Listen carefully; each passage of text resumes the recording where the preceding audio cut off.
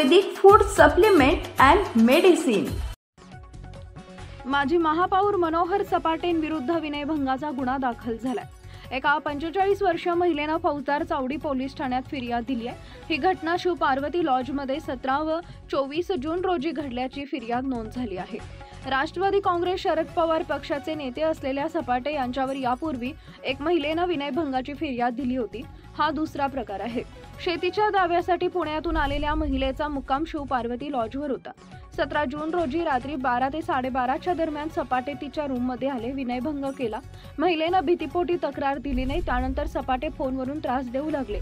याची माहिती तिने एका विश्वासू व्यक्तीस सांगितली। त्या व्यक्तीने सर्व प्रकार मोबाईलमध्ये चित्रीकरण करण्याचा सल्ला दिला। सपाटे यांनी फोन करून रूम नंबर 307 इथं बोलावले। 24 जून रोजी सायंकाळी 5 ते 6 दरम्यान घडलेली विनयभंगाची घटना महिलेनं मोबाईल फोनमध्ये चित्रित केली आहे। त्याच्या आधारे 26 जून रोजी फिर्याद दिली। सध्या मी मुंबईत आहे, मला या तक्रारीविषयी माहिती नाही।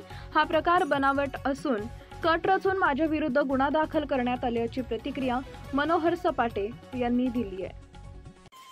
सनेज care Sanjeevani center building, name plot number F3 near Gokhale school, sector number 12, shop number 12, mobile number 88 28 38 80 04 आणि 80 87 02 10 04।